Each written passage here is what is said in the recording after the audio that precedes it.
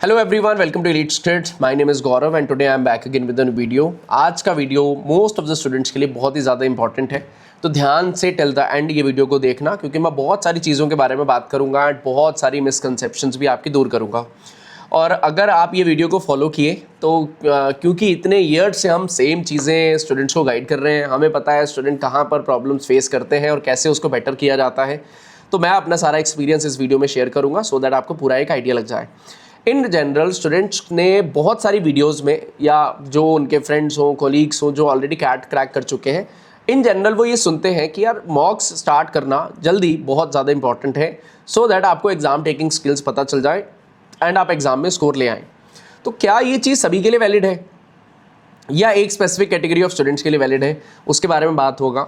आज आप अपनी प्रिपरेशन के किस फेज़ में हो कि आप मॉक स्टार्ट कर सकते हैं या नहीं, सेक्शनल स्टार्ट कर सकते हैं या नहीं, और कब वो फेज़ तक आप पहुंच जाओगे जब आप वो स्टार्ट कर सकते हैं, कितना सिलेबस, कितना रिवीजन, कितना एनालिसिस, सब चीज़ के बारे में हम बात करेंगे इस वीडियो में। ठीक है जी, चलिए जी। First of all, common confusion सबसे ज़्यादा स्टूडेंट्स का आता है, क्या मुझे सिलेबस कंप्लीशन के बिना मॉक स्टार्ट कर देना चाहिए? क्योंकि बहुत सारे सक्सेस स्टोरीज़ में, टॉपर इंटरव्यूज़ में बच्चों ने सुना होता है, क्या मेरा अगर स्कोर कम आ गए तो कुछ वरी करने का है या इम्प्रूवमेंट हो जाता है, और किस लेवल तक इम्प्रूवमेंट्स पॉसिबल हैं?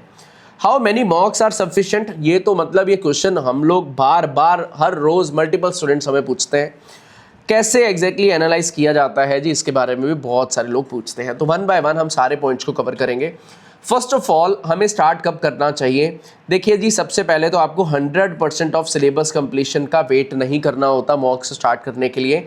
ये आपके स्कूल के बोर्ड एग्जाम्स नहीं है, these are aptitude exams. Aptitude exams में 100% syllabus completion is a myth. होगा नहीं, क्योंकि सिलेबस ही नहीं है यार। सिलेबस ही नहीं है तो 100% सिलेबस कंप्लीशन कैसे हो जाएगा? तो 100% हमें नहीं करना होता, बट एक लेवल तक हमें पहुंचना ज़रूरी है। वो लेवल क्या है? वो तीनों ही सब्जेक्ट्स के बारे में मैं बात करता हूँ। फर्स्ट वन इज क्वांट, जिसमें सिलेबस कंप्लीशन का रोल बहुत ज़्यादा है, बट किस लेवल तक ज़्यादा है उसके बारे में बात करते हैं। क्वांट में जी हमारे पास में 5 मोस्ट इंपॉर्टेंट टॉपिक है। One of them is arithmetic, second one is algebra, then third one is our number system, fourth one is our geometry and fifth one is PNC probability। अगर आपका arithmetic, algebra and number system complete हो चुका है and आपने quality questions उस पर solve कर लिए हैं, देन आप क्वांट्स के सेक्शनल स्टार्ट करने का बिल्कुल सोच सकते हैं। साथ ही साथ आपका DLR एंड BRC में जो मेरे अकॉर्डिंग आपका कंप्लीट होना चाहिए, अगर आपका वो कंप्लीटेड होगा तो आप मॉक्स भी स्टार्ट कर सकते हैं।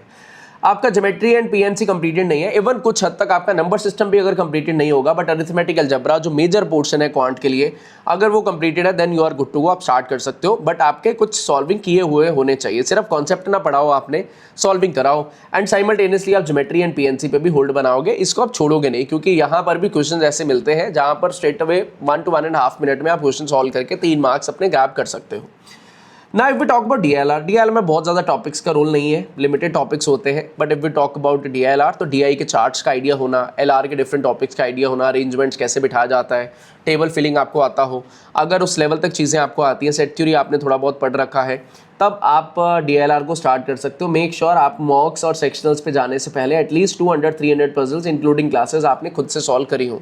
अच्छी पजल, थोड़ी एडवांस लेवल की पजल्स, अगर आपने इतना करा है then you are good to go and आपको मॉक देना है, प्रॉपर एनालिसिस करना है एंड आप उसी से इंप्रूवमेंट जो है वो कर जाओगे। Same goes for VA and RC। आपने VA के डिफरेंट टॉपिक्स, चाहे पैराजम्बल्स हो, ऑड मैन आउट हो, समरी हो, FIB हो, आपने थोड़ा बहुत प्रैक्टिस कर रखा है और आपको लॉजिक्स पता है कि यार किस पॉइंट को सोचकर हम इन क्वेश्चंस को आंसर करते हैं। And same goes for RCs as well. आपने डिफरेंट जॉनर्स के RCs अटेम्प्ट करे हुए हैं, आपका रीडिंग थोड़ा ठीक हो चुका है, आप कॉम्प्रिहेंड कर पाते हैं कि क्या आपने रीड करा, उसका मतलब क्या है, आपको पता चल चुका है, तब आप स्टार्ट कर सकते हो जी, आपको कोई प्रॉब्लम नहीं है। अगर आपका इतना पोर्शन भी एटलीस्ट कंप्लीटेड नहीं है then there is no point starting the mocks. 100% तक हमें वेट नहीं करना है, बट एटलीस्ट इतना तो होना चाहिए, क्योंकि मॉक देना 2 आवर का प्रोसेस और हेक्टिक प्रोसेस है, आपको एग्जॉस्ट कर देगा मॉक देना। और मॉक का एनालिसिस करने में 6 to 10 आवर्स जाते हैं, डिपेंडिंग अपॉन आपके कितने मार्क्स आ रहे हैं। आपका मार्क्स बहुत अच्छा आ रहा है तो ऑब्वियसली आपको कम टाइम मिलेगा, क्योंकि आपने टाइमर के अंदर ही मैक्सिमम चीज़ें सॉल्व कर ली होंगी। बट अगर आपके मार्क्स बहुत ख़राब आ रहे हैं तो आपको बहुत ज़्यादा टाइम भी लग सकता है, और देना चाहिए, क्योंकि एनालिसिस करके ही आप अपनी इंप्रूवमेंट्स का आइडिया ले पाओगे कि कहाँ पर और क्या स्ट्रेटजिकल चेंजेस करने हैं जिसकी हेल्प से मेरे स्कोर बढ़ेंगे। ठीक है, तो हमारे पास में अगर मुझे सिलेबस कंप्लीशन ही उस हद तक नहीं है कि मैं थोड़ा भी स्कोर ला पाऊँ, तो ऑब्वियसली मुझे क्वेश्चन तो लीव करना पड़ेगा, मेरे मार्क्स तो आएगा नहीं। तो अगर मुझे आता ही नहीं है तो स्ट्रेटजी का तो कोई काम बचा नहीं, तो मुझे पहले सीखना ज़रूरी है। तो अगर आपका इतना भी पोर्शन कंप्लीटेड नहीं है तो there is no point starting mocks और सेक्शनल्स। पहले कंप्लीट करिए फिर ही स्टार्ट करिए। अब आपका ये सब पोर्शन कंप्लीटेड है तो मॉक्स कैसे हेल्प करते हैं वो भी समझना इंपॉर्टेंट है, सो दैट आप अंडर कॉन्फिडेंट ना रहे और मॉक्स को डिले ना करते चले जाएं। देखिए, क्वेश्चन सिलेक्शन स्किल्स आपकी तभी डेवलप होंगी जब आप एक्चुअल मॉक दोगे या सेक्शनल दोगे, उसके बिना आपकी वो स्किल नहीं डेवलप होगी। क्वेश्चन को आना, बट प्रायोरिटी ऑर्डर के हिसाब से क्वेश्चंस को पिक कर पाना में डिफरेंस होता है। अब कोई आरसी डिफिकल्ट है, वो फर्स्ट आरसी है but second RC normal language है, बट आप क्योंकि फर्स्ट आरसी को ही करने वाले हो, आप फर्स्ट को रीड कर रहे हो, आपका डिफिकल्ट लैंग्वेज है, आप पूरा पेपर खराब कर दिए, तो इट इज़ बेटर कि सेकंड जो इजी था पहले आप वो कर लेते, थोड़ा कॉन्फिडेंट फील करते और आगे बढ़ जाते। Same goes for DLR, same goes for quant section. तो क्वेश्चन सिलेक्शन स्किल्स आपको तभी आएंगे जब आप उस तरीके से टेस्ट दोगे।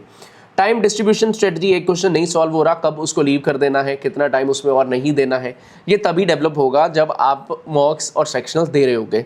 प्रेशर मैनेजमेंट, नॉर्मल सॉल्व करना क्लास के अंदर या टॉपिक टेस्ट में सॉल्व करना, that is completely different thing as compare to mocks and सेक्शनल्स।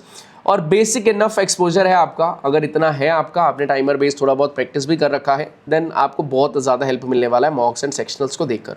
ठीक है, now if we talk about syllabus incomplete है जी, give mocks anyway, answer yes but with correct expectations. Correct expectations मैंने आपको already बता दिया कि arithmetic, algebra, number system, minimum मेरी एक्सपेक्टेशन आपसे ये है, उसके बिना मॉक स्टार्ट मत करना, कोई फायदा नहीं है। मॉक देना और उसका एनालिसिस करना will be complete waste of time. ठीक है, अब एक आपको एक्सपेक्टेशन क्या है, अब आपने ज्योमेट्री और पीएनसी नहीं पढ़ा है, आपका ज्योमेट्री है, पीएनसी है, तो ऑब्वियसली उसके क्वेश्चंस आएंगे तो आप नहीं कर पाओगे, आपको लीव छोड़ना पड़ेगा। तो अनअटेम्प्टेड क्वेश्चंस के लिए वरी मत करना। जो टॉपिक आपने पढ़े हुए हैं उन टॉपिक्स में जो क्वेश्चंस आप नहीं कर पाए उनके लिए आपको वरी ज़रूर करना है, बट जो आपने पढ़ा ही नहीं है, आप नहीं कर पाए, दैट इज़ एब्सोल्युटली फाइन। आपको मार्क्स गंदे दिखेंगे बट चलेगा, क्योंकि जब मैं वो पढ़ लूँगा तो मैं उनको ऐड ऑन कर पाऊँगा। आपके वो क्वेश्चंस नेचुरली ब्लैंक ही रहेंगे, ऑब्वियसली आप कर नहीं पाओगे, तो उनके लिए बुरा बनाने का कोई नीड नहीं है आपके, क्योंकि वो अनस्टडीड टॉपिक्स हैं। लेकिन जो स्टडीड टॉपिक्स हैं आपको यहाँ पर फोकस करना है कि भाई क्यों मिस हो गया, मुझे तो आता था, मैंने पढ़ा हुआ था, क्या रीज़न था, मैं भूल गया, प्रेशर में गलती हो गया, या मुझे थोड़ा थोड़ा याद था, एग्जाम में मैं सॉल्व नहीं कर पाया, या क्वेश्चन ही डिफिकल्ट था उस टॉपिक का, ऑल्दो मुझे टॉपिक आता था बट क्वेश्चन डिफिकल्ट था तो मैं नहीं कर पाया। कॉन्सेप्ट वर्सेस प्रेशर, भाई साहब शायद कॉन्सेप्ट मुझे अच्छे से क्लियर नहीं है, शायद प्रेशर की वजह से मैं चोक कर गया, प्रॉब्लम हो गया, तो क्या वो गैप है, इस गैप को फुलफिल कर लेना ही सबसे बड़ा फैक्टर है जो आपके मार्क्स को इंक्रीज़ कराता जाएगा मॉक्स के अंदर। आपका मॉक स्कोर फर्स्ट दिया आपने, कम स्कोर आ गया, सेक्शनल दिया कम स्कोर आ गया, and that is absolutely normal. ये आप पहले ही सोच कर चलिएगा कि मार्क्स कम आना मोस्ट ऑफ द स्टूडेंट्स के लिए होगा ही होगा, क्योंकि नॉर्मल सॉल्विंग और प्रेशर सॉल्विंग एक बिल्कुल ही डिफरेंट गेम होता है। तो आपका जो फर्स्ट मॉक है ना, वो स्टार्टिंग पॉइंट है, उसको फाइनल जजमेंट मत मानना। बहुत सारे लोग फर्स्ट मॉक्स में 10, 20, 30, 40 तक ही पहुंचते हैं और till the end of the year उनका स्कोर 70, 80, 90, 100 प्लस तक पहुंच जाता है। और ऐसा होगा कब? आपका 10, 20, 30, 40 स्कोर आने का मतलब ये नहीं है कि आपका वर्थ इतना है। इसका मतलब ये है कि आपको आता तो ज़्यादा था क्योंकि आपने सिलेबस पढ़ा हुआ है, बट आप क्वेश्चन का सिलेक्शन अभी नहीं जानते हो, क्वेश्चन पिक करना आपको अभी नहीं आता है। तो आप जो डिफ़िकल्ट क्वेश्चन है उनमें बहुत ज़्यादा टाइम इन्वेस्ट कर देते हो, तो ईजी क्वेश्चन तक जब आप पहुँचते हो टाइम बचता नहीं है, प्रेशर में आपकी चीज़ें गलत हो जाती हैं, या फिर इतना प्रेशर आ जाता है आप क्वेश्चन रैंडम मार्क करने लगते हो, नेगेटिव मार्किंग की वजह से आपका ओवरऑल स्कोर नीचे चला जाता है। तो हमें उससे थोड़ा सा बच के रहना है, अपनी अप्रोचेस को बेटर करना है, एंड हमारे मार्क्स जो वो इंक्रीज़ होते रहेंगे। कुछ कॉमन प्रॉब्लम जो स्टूडेंट जनरली फेस करते हैं, इंटरफेस डिस्कम्फर्ट लगता है यार, 3 सेक्शंस आ रहे हैं, एग्जॉस्टिंग भी हो जाता है, और इंटरफेस लगता है यार रीड करना पड़ रहा है, लेफ्ट राइट जाना पड़ रहा है, वो उनके लिए प्रॉब्लम रहता है। क्वेश्चन सिलेक्शन पुअर होना एक बहुत बड़ा प्रॉब्लम होता है। टाइम मैनेजमेंट पैनिक ये तो मैक्सिमम स्टूडेंट करते ही करते हैं, स्पेशली स्टार्टिंग स्टेज में। रिवीजन उनका इनकम्प्लीट है। अब रिवीजन इनकम्प्लीट में रिवीजन पैरेलली रन होगा, साइमल्टेनियसली आप रिवीजन जो है वो करते जाएंगे। आप मॉक्स को होल्ड पे डालकर रिवीजन फेज में नहीं जाएंगे, मॉक्स आपके चलते रहेंगे, साथ साथ में आपका रिवीजन भी चलता रहेगा। ठीक है जी। तो मॉक स्टार्ट हो गए मतलब ये नहीं कि भाई मैं रिवीजन नहीं कर पा रहा हूँ, अब मैं मॉक्स को रोकूंगा फिर ही मैं रिवीजन करूँगा। सिली मिस्टेक्स भाई ये तो फ्री के मार्क्स हैं, ये आपके ऐड होते जाएंगे जितनी सिली मिस्टेक्स आप अवॉइड करते जाओगे। और बस इतना ट्राई करना कि आज जिस टाइप का सिली मिस्टेक हो गया उस टाइप का सिली मिस्टेक दोबारा से ना हो, बस इतना। मल्टीपल सिली मिस्टेक्स होती रहेंगी, इसीलिए मॉक्स देना इंपॉर्टेंट होता है, और आप सीखते जाओगे, बेटर होते जाओगे, नॉट अ प्रॉब्लम। अब आता है जी टारगेट कितने करें जी मॉक्स, बहुत ही बड़ा क्वेश्चन है। यहाँ पर मैंने ऑन एवरेज जो मैक्सिमम स्टूडेंट दे देते हैं मॉक्स, that is 25 to 35 quality full length मॉक्स, ठीक है जी। अब क्या इतना देना कंपलसरी है यार, क्या इससे ज़्यादा नहीं दे सकता? टॉपर जो लोग तो कहते हैं 100 मॉक्स दे दो यार, 70 मॉक्स दे दो, 80 मॉक्स दे दो, 125 मॉक्स दे दो। आपने सिर्फ इतना ही बोला यार, ये क्या बात हुआ? देखिए जी, मॉक्स देने का मतलब ये है कि 2 घंटा कंसिस्टेंट होकर पूरा फोकस के साथ बैठने का हैबिट डेवलप हो जाए। आप 2 घंटे के एंड तक इतना ड्रेन ना हो जाओ कि क्वांट में आप इतनी ज़्यादा सिली मिस्टेक्स करना स्टार्ट कर दो, तो आपको वो हैबिट डेवलप हो जाए कि अटेंटिव रहना, 2 आवर्स तक पीक इंटेंसिटी पे सॉल्विंग कर पाना। तो उसके लिए 20+ मॉक्स बहुत बहुत अच्छा नंबर होता है। 20+ से आप जितना ज़्यादा टाइम अवेलेबिलिटी होगा आप उसको बढ़ाते चले जाएंगे। अब कुछ टॉपर जनता ऐसी भी है जो 13-14 मॉक्स ही दी है लास्ट ईयर भाई, और उसी में ही 99.9+ स्कोर भी आ गया है। आ जाते हैं, क्यों? क्योंकि एप्टीट्यूड स्ट्रॉन्ग है बहुत ज़्यादा। टाइम कम था तो मॉक्स कम दिए, लेकिन एनालिसिस बहुत बढ़िया करा। आपका जो मॉक का स्कोर है वो मॉक्स देने से नहीं बढ़ेगा, ये चीज़ ध्यान रखिएगा। मॉक्स का analysis is very very very very important. अगर आप एनालिसिस अच्छे से नहीं कर रहे हो तो you are bound to fail. आप मॉक बाय मॉक अपना स्कोर इंक्रीज़ नहीं कर सकते हो। मैंने स्टूडेंट्स को 40-50 रॉ स्कोर से अपना मॉक्स का जर्नी स्टार्ट करते से लेकर एंड वाले मॉक्स में 120 to 130 तक जाते देखा है। मतलब 4 to 5 टाइम्स उनका जो मूवमेंट जो है वो पहुंच जाता है। अब आप कितना मूवमेंट पहुंचा पाओगे ये आपके ऊपर डिपेंड करता है जी। अब आप अगर 10 पे हो तो आप till the end of the year 80-90 raw score पे पहुंच सकते हो। 80-90 पे आपका 99+ परसेंटाइल बनता है मोस्ट ऑफ द सिनेरियोज में, 99.5+ सिनेरियो पे बन जाता है। तो वो आपके ऊपर है कि आप कितना वर्क करते जाओगे एंड आगे आप बढ़ते जाओगे। ये चीज़ ज़रूर ध्यान रखिएगा, 20 analysed मॉक्स is greater than 50 casual attempt. Seriousness के साथ में पूरा मॉक देना है, प्रॉपर फील लेकर कि यार एग्जाम टाइप का मैं इसको अटेम्प्ट करने वाला हूँ।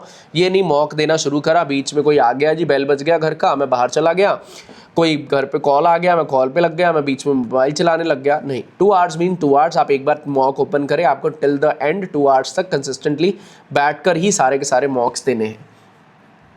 Separate sectional and topic test for targeted practice. अपना जो आप स्ट्रेटजी बना रहे हो आप सेक्शनल्स में वो अप्लाई करने का ट्राई करोगे एंड देखोगे कि क्या वो मेरा स्ट्रेटजी वर्क कर रहा है, किस टाइप के टेस्ट में वो वर्क कर रहा है, एंड उसके ऊपर आप काम करते जाओगे। Every mock must have a specific learning objective. आपने एक मॉक दिया तो आपका ऑब्जेक्टिव क्लियर होना चाहिए, यार इस मॉक में मेरी ये गलतियां हो चुकी हैं तो नेक्स्ट मॉक में मेरा ये काम नहीं होना है। अब कई बार लोग क्या करते हैं, जैसे मैं एक जनरल जो बहुत सारे लोग प्रॉब्लम फेस करते हैं, DLR ओपन हुआ, फर्स्ट पजल जो उनके स्क्रीन के सामने आया, उन्होंने वो फर्स्ट पजल के अंदर पूरा टाइम दिया, बाय चांस वो डिफिकल्ट निकल गया, आपका पूरा टाइम निकल गया, तो आपका टारगेट रहेगा नेक्स्ट मॉक में मैं मल्टीपल पजल्स को गो थ्रू करूंगा, सिर्फ एक पजल पे नहीं टिकूंगा। तो ये छोटी छोटी लर्निंग्स लेना और नेक्स्ट मॉक में अप्लाई करने का ट्राई करना होता है, ठीक है। अब आता है जी हमारे पास में फ्रिक्वेंसी का सिनेरियो। एक बार आपने मॉक स्टार्ट कर दिया, 10 to 14 डेज में कम से कम एक मॉक आपको देना ही देना है, और आपको कंफर्टेबल होना है जी फॉर्मेट के साथ में कि 2 घंटा मैं बैठ के प्रॉपरली मॉक दे पा रहा हूँ। जब आपके स्टार्टिंग के 2 या 3 मॉक्स हो गए, उसके बाद में आपको वीकली 1 मॉक देना स्टार्ट कर देना है।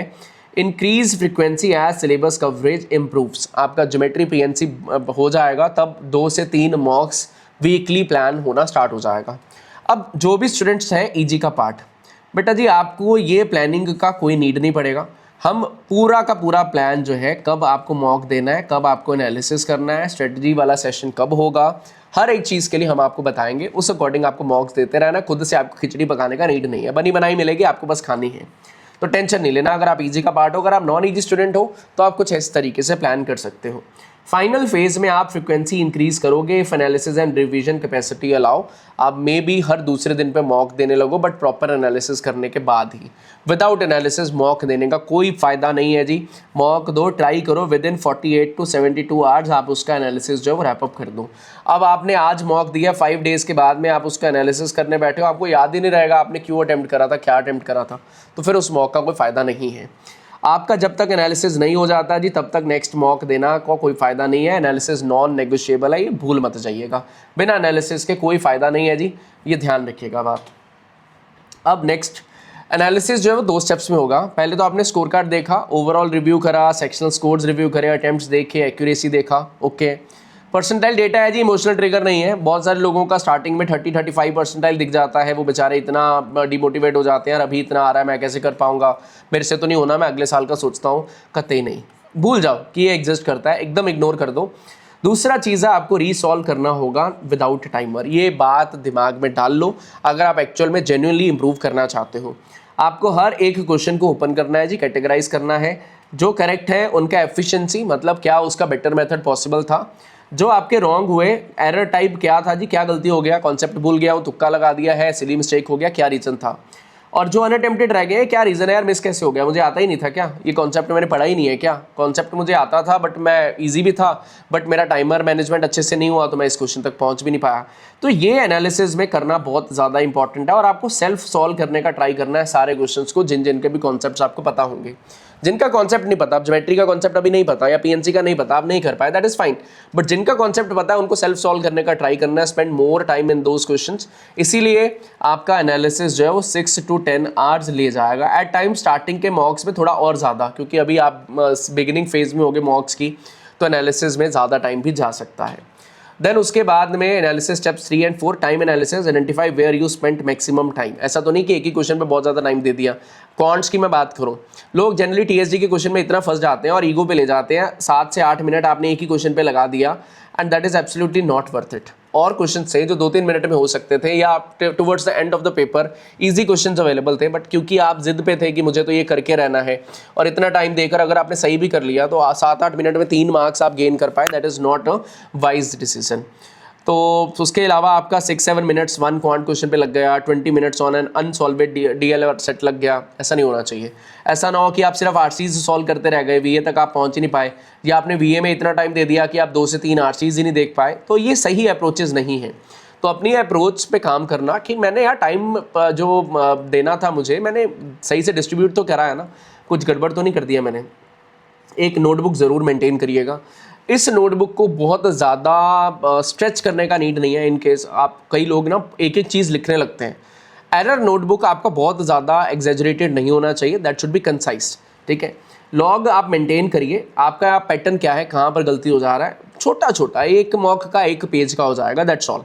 एक मॉक के लिए आप 10 पेजेस का बना लोगे, दैट इज़ नॉट फाइन, कोई फ़ायदा नहीं है। डीएलआर की बात करो, आपने डीएलआर में कुछ क्या गलती करा, आपका रिमार्क क्या है उस पेपर को लेकर, क्या इस पेपर में मैंने सेट सिलेक्शन बहुत गंदा करा, मैंने एक पजल पे बहुत ज़्यादा टाइम दे दिया, मुझे ये पजल देखने में अटपटा सा लग रहा था फिर भी मैं इसमें घुस गया, मेरा एक क्वेश्चन नहीं बन रहा था, मैं अटका रहा, 25-30 मिनट मैंने उस पर दे दिए।